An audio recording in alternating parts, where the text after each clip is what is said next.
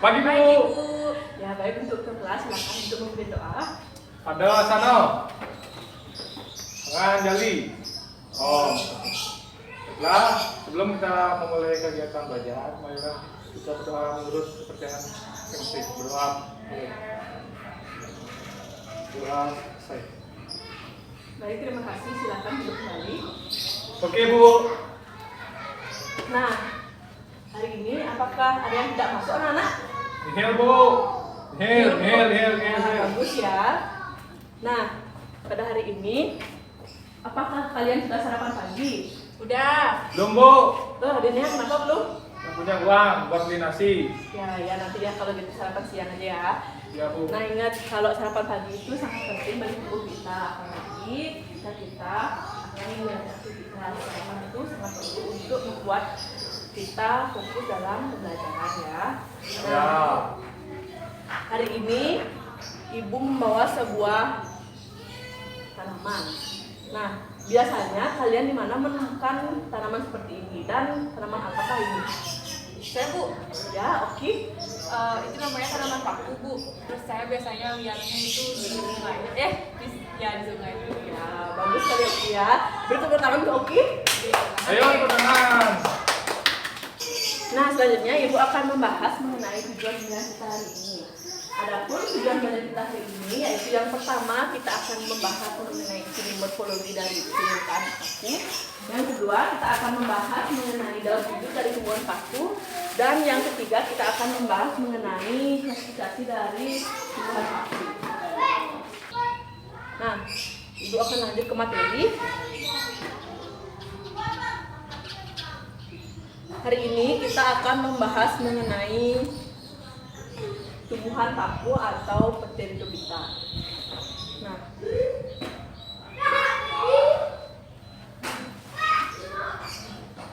dari anak-anak semua, apakah ada yang bisa menyebutkan ciri umum dari tumbuhan paku ini? Saya Bu. Ya, Tapi adiknya. saya cuma tahu dikit Bu. Ya, ada apa? Tumbuh di sawah, di tempat yang lembab. Ya, Itu lagi. aja Bu. Ya, mungkin anak-anak yang lain ada yang ingin menambahkannya? Saya Bu, Ya, oke.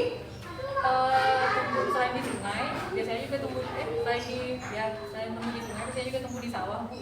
Atau ya di tempat yang lembab, dan juga dia memiliki apa namanya tadi? Ya. Ya, bagus sekali Oki dan Denia ya. Tepuk tangan dulu. Yeay.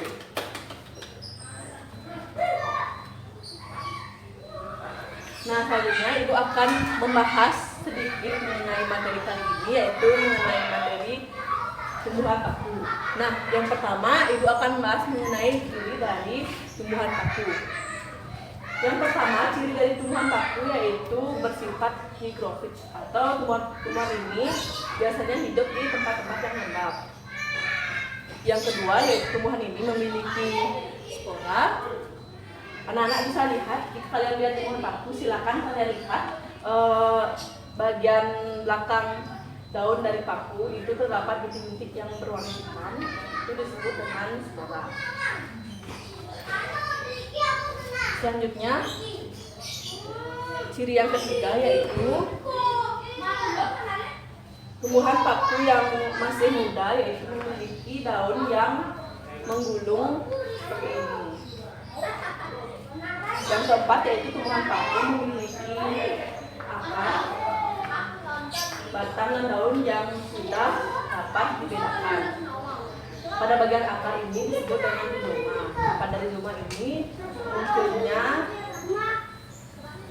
daun tunggal. Nah, tadi kan Ibu sudah menjelaskan mengenai ciri morfologi dari tumbuhan paku. Selanjutnya Ibu akan menjelaskan mengenai daun hidup dari tumbuhan paku. Silakan kalian lihat PowerPoint yang di depan. Silakan kalian catat materi yang selanjutnya. Daun hidup dari tumbuhan paku dibagi menjadi dua, yaitu secara heterospora dan homospora. Homospora artinya spora yang memiliki bentuk dan ukuran yang sama. Sedangkan heterospora memiliki ukuran dan bentuk yang berbeda. Di sini Ibu akan menjelaskan daun hidup mengenai heterospora. Nah, jadi pada saat musim hujan, tumbuhan paku itu akan melakukan peluburan spora dengan air hujan, di mana air hujan akan mengenai spora dari tumbuhan paku dan spora tersebut akan terpencar. Nah, terpencarlah mikrospora dan makrospora. Setelah mikrospora dan makrospora, setelah itu akan membentuk yang namanya mikroprotalium dan makroprotalium, di mana mikroprotalium dan makroprotalium ini akan menghasilkan antheridium dan archegonium, di mana antheridium ini bersifat haploid yang memiliki satu set kromosom. Nah, antheridium akan menghasilkan spermatozoid, sedangkan archegonium akan menghasilkan selur atau ovum. Kedua spermatozoid dan ovum ini memiliki sifat haploid. Setelah itu, spermatozoid dan ovum ini akan melakukan proses fertilisasi yang akan membentuk zigot, di mana zigot ini akan memiliki sifat 2N atau bersifat diploid yang memiliki 2 set kromosom seperti kromosom yang normal. Nah, selanjutnya setelah terbentuk zigot, tumbuhan paku pun terbentuk, yaitu tumbuhan paku heterospora. Nah, setelah itu terbentuklah tumbuhan paku heterospora akan menghasilkan makrosporofil dan mikrosporofil. Dah Bu. Anak-anak, Dah Bu. sampai sini oke? Lanjut. Lanjut Bu. Nah, setelah terbentuknya makrosporofil dan mikrosporofil, terbentuklah makrosporangium dan mikrosporangium. Setelah itu kembali ke siklus awal, yaitu makrosporangium akan menghasilkan mikrospora dan makrospora. Seperti itu. Sampai sini bisa dimengerti? Sah. Nah, anak-anak, mengenai daun hidup dan tumbuhan paku, apakah ada yang ingin bertanya? Enggak Bu. Jadi saya mau nanya, Ya, oke.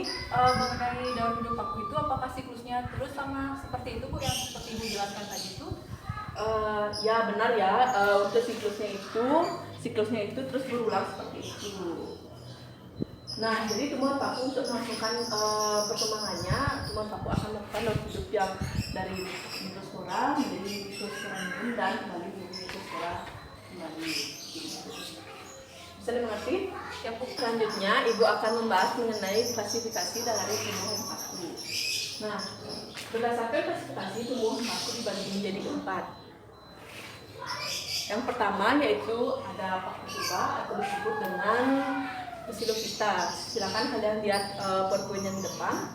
Ini merupakan gambar dari tumbuhan paku tuba.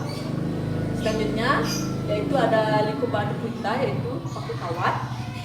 Bisa lihat gambarnya. Selanjutnya ada Episitophyta atau paku ekor kuda.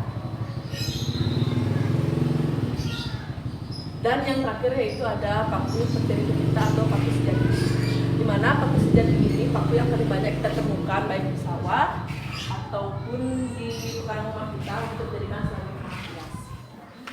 Sampai sini saya Oh, mengerti. ya. Bisa. Saya pernah tuh lihat yang itu Bu, paku sejati itu Bu, Ya, yang paku- sesuai sama gambar Ibu yang depan. Paku sejati memang paling banyak terdapat di halaman rumah kita, tumbuh liar di batuan ataupun di sekitaran rumah kita. Nah, setelah Ibu menjelaskan sedikit materi mengenai tumbuhan paku, selanjutnya silakan kalian bentuk kelompok bersama teman kalian dan Ibu akan memberikan sebuah LKS. Nanti kalian jawab LKS-nya sesuai dengan prosedur yang sudah ada di dalam LKS ini. Setelah itu silakan kalian presentasikan LKS ini. Bisa mengerti? Untuk kelompoknya sendiri-sendiri atau Ibu pilih Ibu? Ibu yang memilih. Oke Bu. Baik, untuk pemilihan kelompok 1 yaitu Mira dan Awan, kelompok 2 yaitu Denia dan Oki. Ya. Silakan diambil LPS-nya. Silakan kerjakan dengan baik. Kok aku? Siapa? Bisa aku? Kamu ini aku Udah ngerti juga. Google cari Google. oh enggak sih, ini enggak biasain aja. Kerjakan dengan benar ya. Ya Bu. boleh dicoret-coret, Bu? Boleh.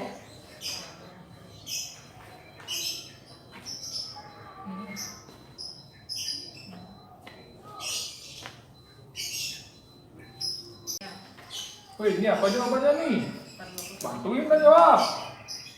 Ya, ini kan kelompok. Sabar nih. Wih, cepet deh.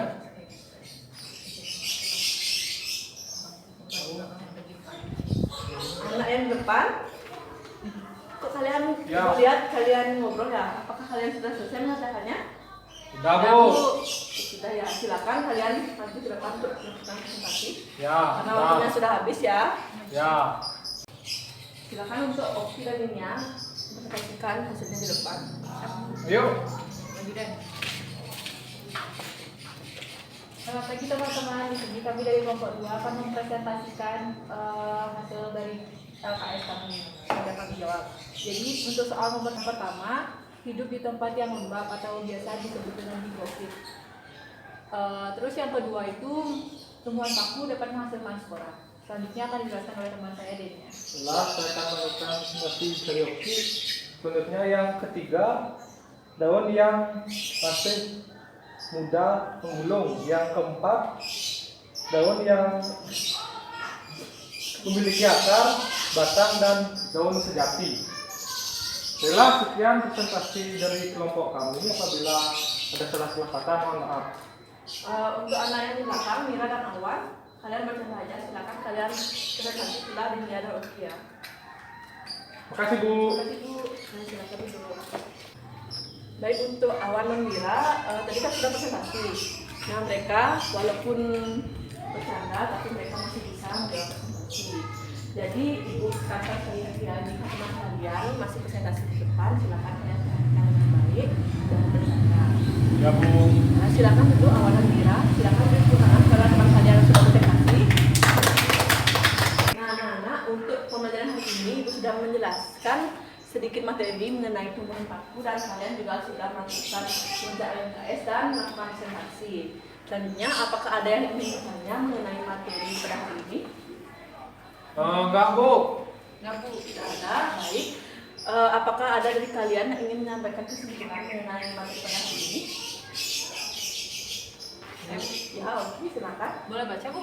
Boleh. Berdiri? Ya, silakan berdiri. Baik, terima kasih atas kesempatan yang telah diberikan kepada saya. Jadi kali ini saya ingin menyampaikan kesimpulan dari pembelajaran yang telah kita lakukan hari ini. Yang pertama itu dari ciri tumbuhan paku. Jadi tumbuhan paku itu memiliki ciri-ciri. Yang pertama bersifat higrofit atau hidup di tempat yang lembab. Yang kedua, paku dapat menghasilkan spora.